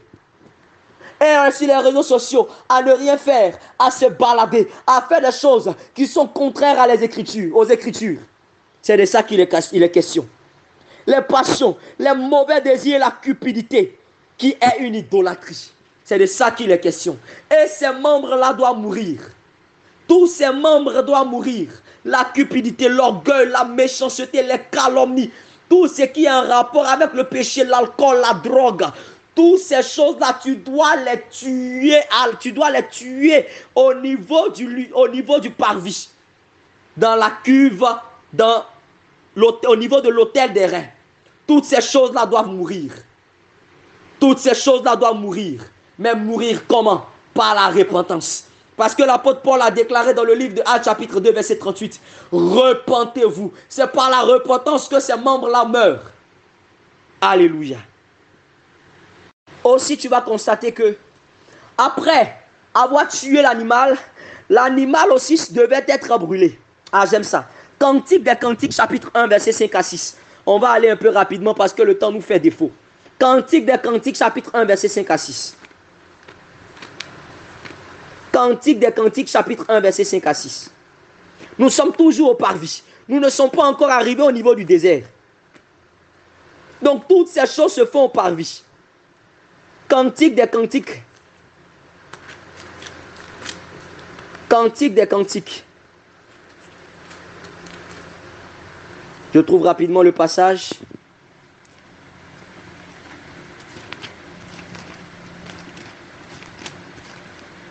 Cantique des Cantiques, chapitre 1. À partir du verset 5. Je lis la parole au nom de Jésus. Je suis noir. C'est la femme sulamite qui parle. Je suis noire, mais je suis belle. Fille de Jérusalem, comme les tentes de Kédar, comme les pavillons de Salomon. Ne prenez point garde à mon teint noir. C'est le soleil qui m'a brûlé. Ah oui, j'aime ça, j'aime ça. J'aime ça. Dans le parvis, la parole déclare que il devait avoir, l'animal devait être brûlé. Oh, la parole déclare, comme les tentes de Kédar, ne prenez, les tentes de Kédar n'étaient rien d'autre ici que les tentes des enfants d'Israël, je crois bien, des Ismaélites si je ne me trompe pas, qui devaient être dans le désert et à cause de la chaleur du désert, cela a été brûlé. Ne prenez point garde à monter noir, c'est le soleil qui m'a brûlé. Donc tout enfant de Dieu, après avoir tué les membres qui sont sur la terre, doit se laisser brûler par le soleil qui est le Seigneur Jésus. Ah oui, j'aime ça. Doit se laisser brûler par le Seigneur Jésus. Doit se laisser transformer. Bien-aimé, si tu étais clair, tu dois devenir noir. Je ne suis pas en train de te parler de manière charnelle. Il faut comprendre les Écritures, comprendre la révélation. Bien-aimé, si tu étais rattaché à plusieurs choses, tu dois les laisser tomber. Ton comportement doit changer. Ta forme spirituelle doit changer. Bien-aimé, si tu étais court de taille spirituellement, tu dois commencer à grandir. Bien-aimé, tu dois changer ta manière de parler. Ton langage doit changer. Ta manière de faire doit changer. Tu dois être une personne nouvelle à cause du soleil qui doit te brûler. Regardez, le soleil a brûlé la femme Silamite et elle est devenue noire. De la même manière, toi aussi tu dois te laisser brûler par le Seigneur afin que ton comportement que tu avais au niveau du parvis, afin que ton comportement que tu avais au niveau de l'Égypte, afin que ton comportement que tu avais au niveau du monde, lorsque tu vas rentrer dans l'église, lorsque tu vas entrer dans le lieu saint, ce comportement-là doit changer. Ensuite, après cela, il va falloir aussi de la même manière, avant d'entrer au désert, le peuple d'Israël devait passer au travers de la mer. La Bible déclare qu'ils ont été baptisés en Moïse. Ah, j'aime ça. Donc, de la même manière qu'ils ont été lavés par cette eau en Moïse, il était aussi capital, et il est capital, que tout enfant de Dieu soit aussi lavé par cette eau. Tout brebis du Seigneur se doit aussi d'être lavé par cette eau. Alléluia. Constatez, regardez, les mêmes mouvements se passent dans les Écritures avec Noé. La parole de Dieu n'a jamais changé. Le Seigneur est le même hier, aujourd'hui, éternellement. Regardez, le Seigneur va dire à Noé d'aller en brousse, de prendre du bois de gopher et de pouvoir faire des bois. Noé va prendre le bois de gopher. Il va commencer à le tailler. Il va commencer à le couper. Ah oui, j'aime les Écritures. Il va commencer à tailler le bois de gopher. Il va commencer à tailler le bois de gopher. Ça représente ici l'église qui doit se laisser tailler par le Seigneur Jésus, qui doit se laisser couper par le Seigneur Jésus, qui doit se laisser briser d'abord, premièrement. Il doit se laisser tailler comme il se doit. Ah, c'est ça, tuer l'animal. Il doit se laisser brûler. C'est de ça qu'il est question. Alléluia. Alléluia. C'est de ça qu'il est question. À la suite de ça, le peuple là maintenant doit passer maintenant au travers de la mer pour être lavé. Cela aussi représentant le baptême. Nous allons prendre le livre d'Un Pierre pour expliquer ça. 1 Pierre chapitre 3 verset 21. 1 Pierre chapitre 3. 1 Pierre chapitre 3. 1 Pierre chapitre 3. À partir du verset 21, je lis au nom de Jésus. Alléluia. Cette eau était une figure du baptême. Ah, donc les Écritures déclarent que l'eau en question était une figure du baptême. Donc lorsqu'on voit de l'eau, on parle ici tout simplement du baptême. Le peuple de Dieu doit passer aussi par le baptême. Après que, bien-aimé, tu aies fait mourir les membres qui sont sur la terre, c'est-à-dire la repentance. Après que tu sois brûlé, c'est-à-dire tu te laisses après cette forte repentance, après que tu décides de te faire transformer par le Seigneur Jésus, d'adopter maintenant une nouvelle vie, d'abandonner le péché, de vivre conformément à la parole du Seigneur.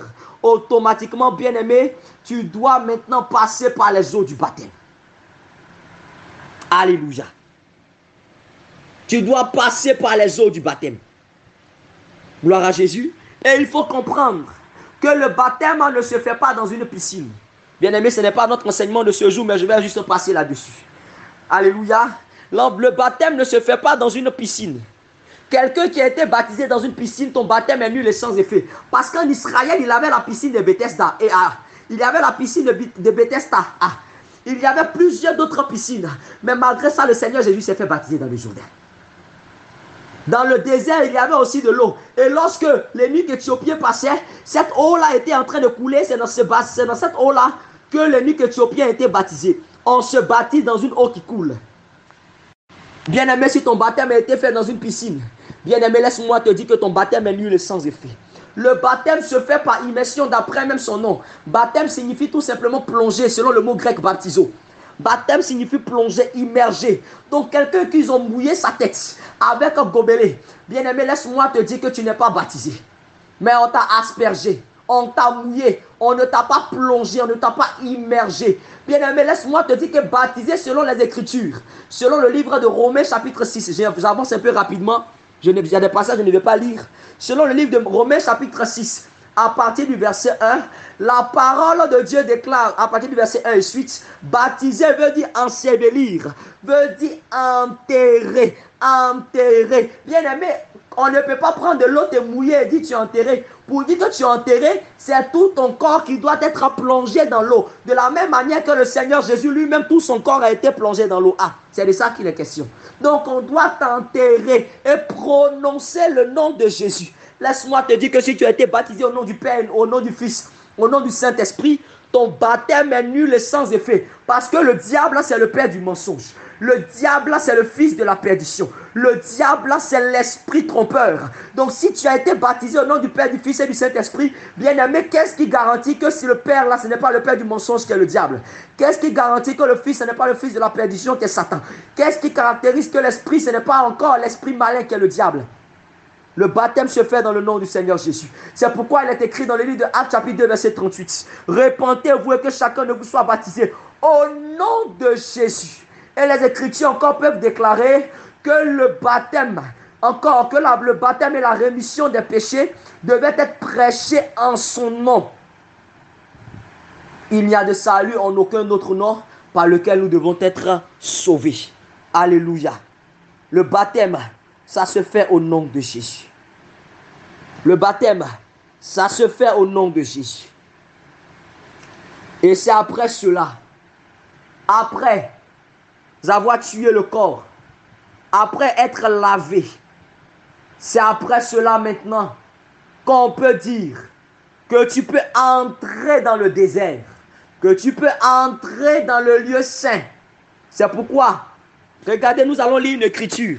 Le livre de Matthieu chapitre 28 verset 19. Tu vas comprendre. Matthieu chapitre 28 verset 19.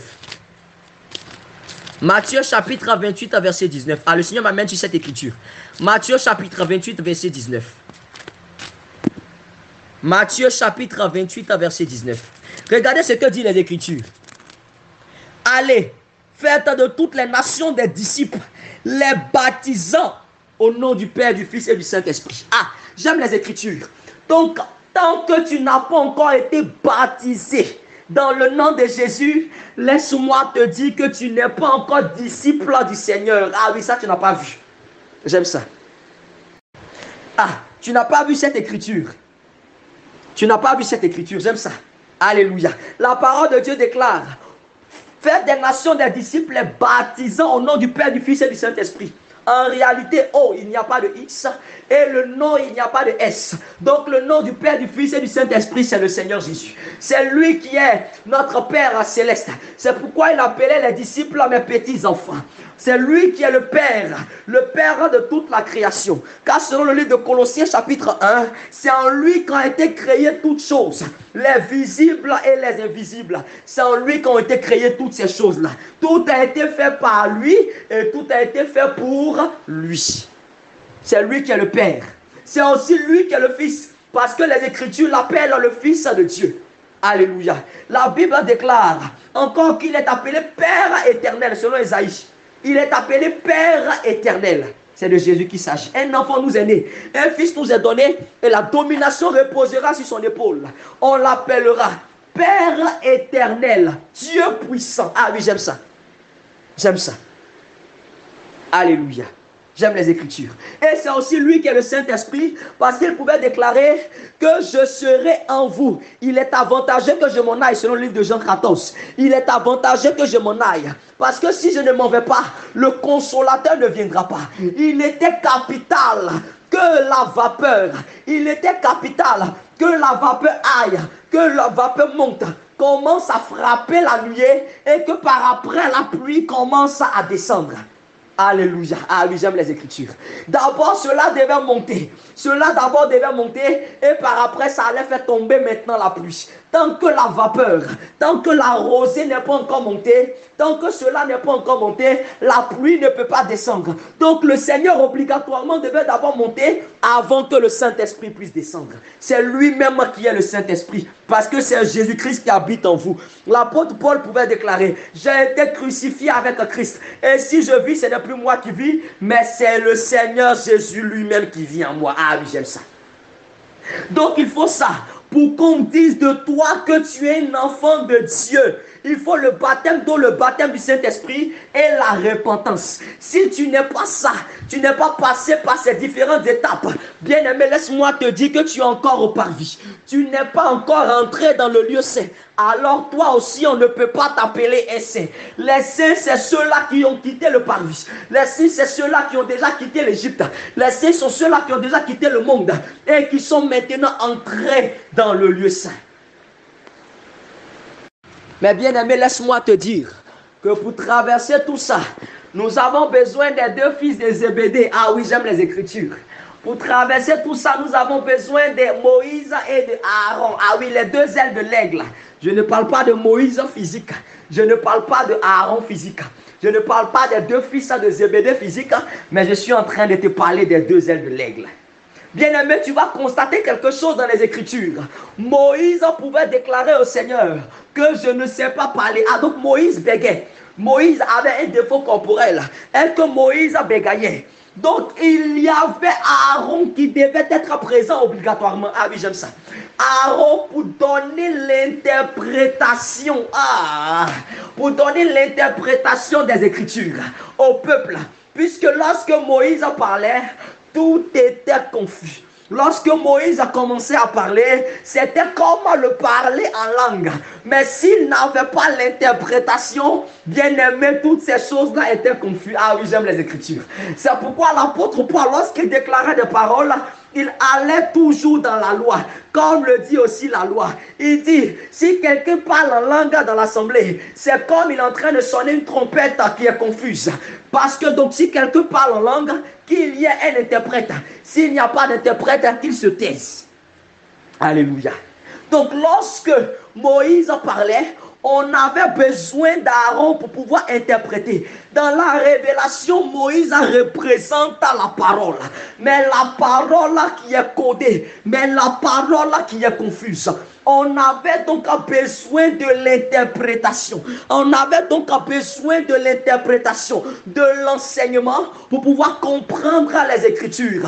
Donc Moïse dans la révélation représente la parole et Aaron représente l'interprétation de la parole qui nous est donnée par le Saint-Esprit. Alléluia. Ah oui, j'aime ça. La même chose se passe avec Jacob et Ésaü. La parole de Dieu déclare, le Père a donné le secret à Ésaü. Mais malheureusement, Ésaü n'avait pas la mère. Ah oui, j'aime ça. Ésaü n'avait pas la mère qui est le Saint-Esprit, qui est Rebecca. Ah, j'aime ça. Ésaü n'avait pas la mère. Donc Ésaü n'a pas compris le langage du Père qui est Isaac. Ésaü n'a pas compris ça. Donc Ésaü est allé dehors. Or, puisque Rebecca, c'est celle-là qui a connu les profondeurs, Rebecca était là, elle a entendu ce que Isaac était en train de dire dans le secret à Ésaü. Puisque c'est elle-là qui était là, elle est allée rapporter cela à Jacob. Bien-aimé, c'est de ça qu'il s'agit. C'est ça l'interprétation de l'écriture. Rebecca allait donner l'interprétation. C'est pourquoi les Écritures pouvaient nous déclarer que le Saint-Esprit nous révèle les profondeurs de Dieu. Tout ce qui se fait dans le secret, tout ce qui se fait qui est caché, c'est le Saint-Esprit qui vient nous révéler la profondeur des Écritures. Donc il est capital d'avoir donc les deux ailes de l'aigle pour quitter du parvis, pour entrer dans le lieu saint. Nous avons besoin de la parole et de son interprétation pour quitter du parvis et entrer dans le lieu saint. Mais cela, nous pouvons l'obtenir grâce au ministre de la parole. Ah oui, j'aime ça. Ce sont les véritables ministres qui sont capables de nous expliquer tous ces cheminements avant d'entrer dans le lieu saint. Bien-aimés, beaucoup de personnes, ils ont Moïse, mais ils n'ont pas Aaron. Ils ont Isaac, mais ils n'ont pas Rebecca. Ah oui, j'aime ça. Ils ont la parole, mais ils n'ont pas l'interprétation de la parole, puisqu'ils n'ont jamais eu le Saint-Esprit. Et plusieurs personnes encore donnent une trompette confuse, donnent un enseignement confus, parce qu'ils n'arrivent pas à comprendre les profondeurs de la parole. Mais les ministres de la parole, qui sont l'apôtre, le prophète, le pasteur, l'évangéliste et le docteur, c'est ceux-là qui sont censés faire traverser le peuple de Dieu, les enlever du parvis, les enlever du monde, le montrer le cheminement d'abord de la repentance. C'est ce que l'apôtre Pierre était en train de faire dans Actes chapitre 2 verset 38. Il dit repentez-vous et que chacun de vous soit baptisé. Ah, donc l'apôtre Pierre connaissait ça. L'apôtre Pierre connaissait le cheminement pour quitter du parvis pour pouvoir entrer dans le lieu saint.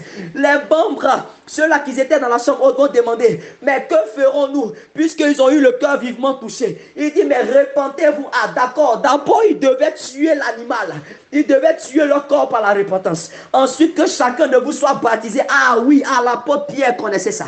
Il devait recevoir le baptême du Saint-Esprit, le baptême d'eau, et par après le baptême du Saint-Esprit. Et ensuite, c'est après maintenant qu'ils vont rentrer maintenant dans le lieu saint. Alléluia. Donc ce sont eux qui doivent révéler les deux ailes de l'aigle. Ce sont les ministres qui, grâce aux deux ailes de l'aigle, vont prendre le peuple du parvis pour pouvoir les emmener dans le lieu saint. Et là-bas, ce n'est pas tout le monde qui entre. C'est la raison pour laquelle tu vas constater qu'au niveau de Gethsémanée, tous les disciples ne sont pas quittés, encore ne sont pas arrivés jusqu'à Jésus. Il y avait d'abord les disciples, ensuite il y avait Pierre et les deux fils de Zébédée, qui étaient en réalité les deux ailes de l'aigle. Donc d'abord, il y avait tous les disciples avec Jésus. Après, Jésus va les laisser à un niveau. Il va entrer maintenant avec les deux fils de Zébédée. Et c'est après maintenant, le Seigneur va entrer maintenant au niveau du lieu très saint. J'aime les Écritures. Bien-aimé, tout à l'heure, je n'ai pas manqué de te dire que l'Église représente le désert ou encore le lieu saint. Et j'ai directement ouvert pour que tu puisses comprendre. Je vais maintenant t'expliquer. Alléluia. Je vais maintenant t'expliquer. Tu vas prendre le livre de Matthieu chapitre 25. Matthieu chapitre 25. Pourquoi dit-on que l'Église, c'est le lieu saint? Nous avons vu que dans le lieu saint, il y avait l'autel des parfums. Ah, j'aime ça. Il y avait la table de pain de proposition et il y avait le chandelier. Que représente la table de pain de proposition? Alléluia. Bien-aimé, laisse-moi te dire directement que les pains de proposition représentent ici la parole. Mais avant ça, nous allons d'abord parler du chandelier. Le chandelier, c'est encore une lampe. Selon le livre de Matthieu chapitre 25. On va prendre ça. Alors le royaume, à partir du verset 1. Alors le royaume des cieux sera semblable à 10 vierges. Ah oui, j'aime ça. Qui ayant pris leur lampe. Ah, donc les lampes, c'est pareil aussi au chandelier, il n'y a pas de différence. Allaient à la rencontre de l'époux. Ah. 5 d'entre elles étaient folles et 5 sages. Les folles, en prenant leur lampe, ne prirent point d'huile avec elles, mais les sages prirent avec leur lampe de l'huile dans des vases, comme l'époux tardait. Toutes s'assoupirent et s'endormirent. Au milieu de la nuit, on cria. Ah oui, j'aime ça. Au milieu de la nuit, on cria. Voici l'époux. Donc, il y a deux mouvements. Au milieu de la nuit, je ne vais pas entrer dans les détails. Donc, au milieu de la nuit, c'est le temps actuellement que nous sommes en train de vivre. Laisse-moi te dire qu'il y a 4 veilles de la nuit selon les Écritures. Il y a premièrement ce qu'on appelle le soir, il y a ce qu'on appelle le milieu de la nuit, il y a ce qu'on appelle l'aurore et il y a ce qu'on appelle le matin. Il y a plusieurs Écritures qui en parlent. Après, bien-aimé, si tu en as besoin, tu peux rentrer dans mon inbox. Il y a beaucoup d'Écritures qui en parlent. Alléluia. Alléluia. Donc, au milieu de la nuit, on cria, voici l'époux.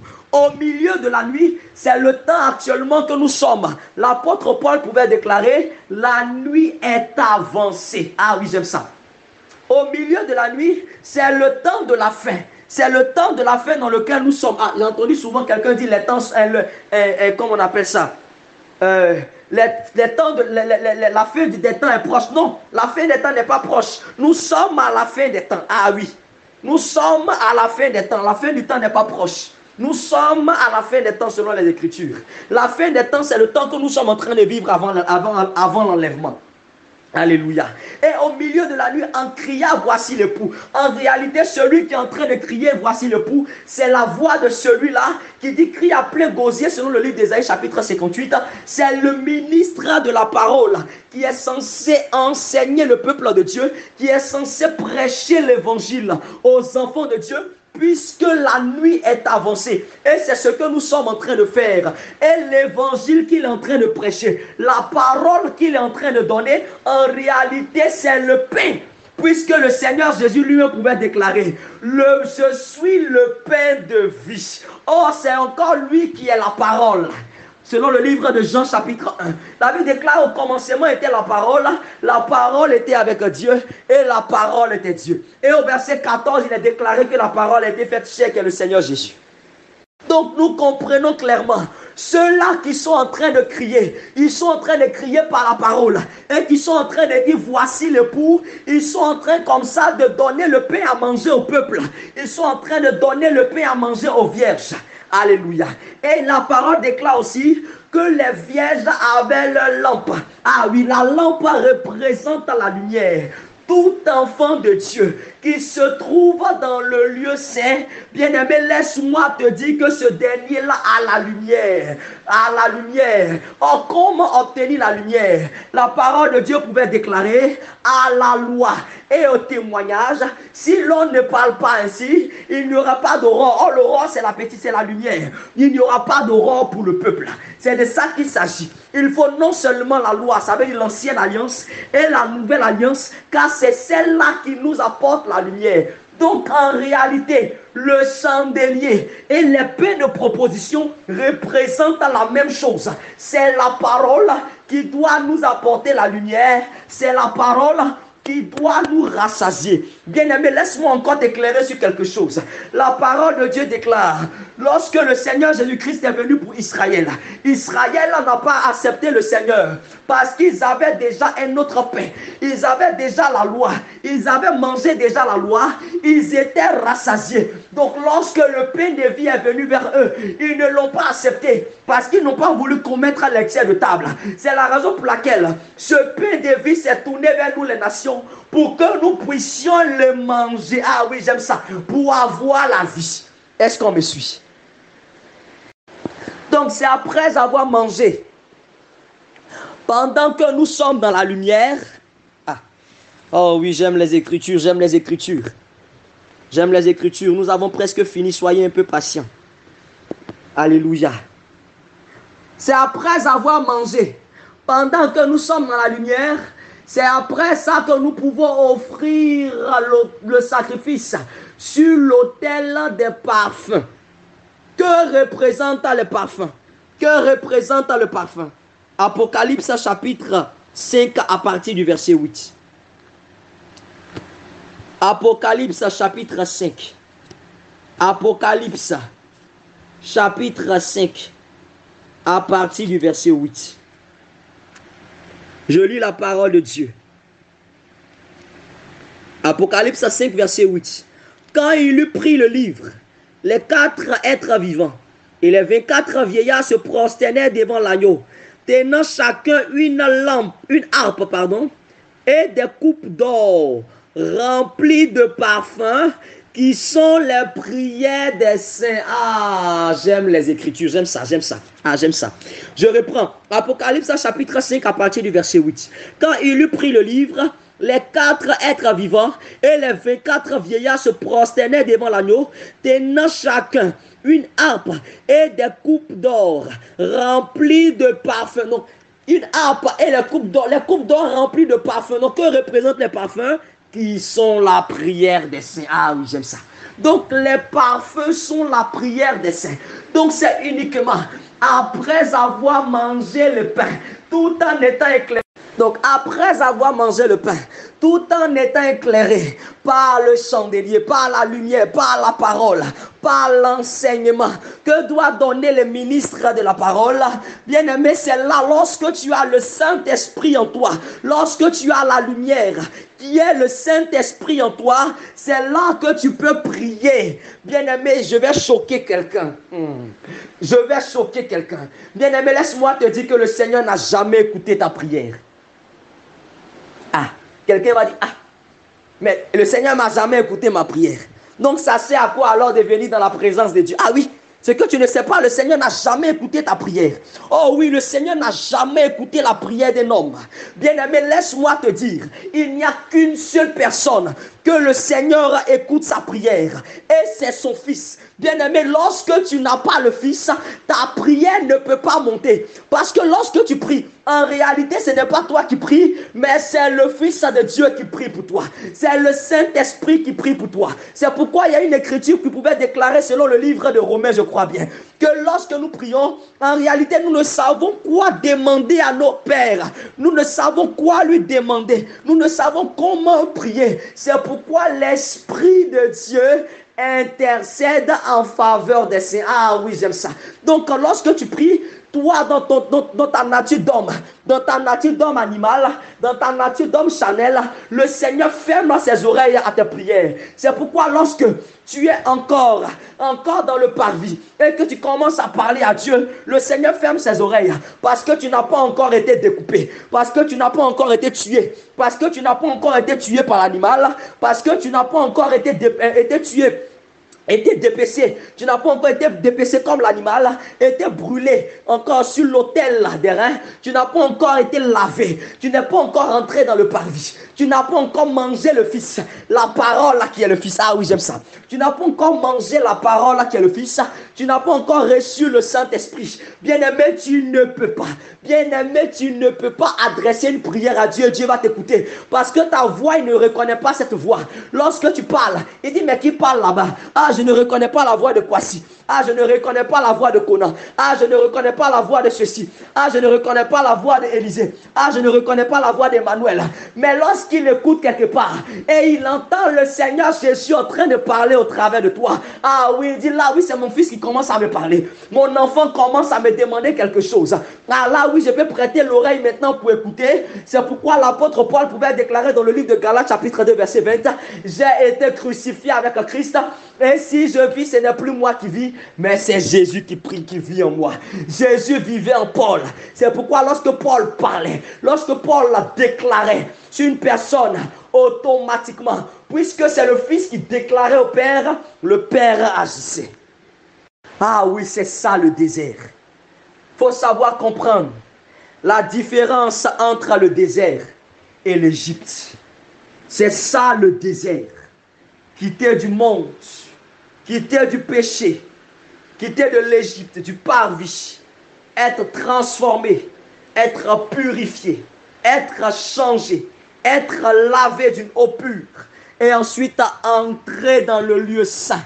Entrer dans le lieu saint pour encore maintenant commencer à manger la parole, à encore recevoir les pleines propositions qui sont la parole, à recevoir le Saint-Esprit qui est le chandelier, la lumière pour nous éclairer et commencer à parler à Dieu, à adresser des soupirs inexprimables au Seigneur, commencer à parler au roi de gloire qui peut maintenant prêter l'oreille à notre parole parce que désormais nous faisons partie de l'église, parce que désormais nous faisons partie, il n'y a pas des églises mais il y a l'église. Alléluia.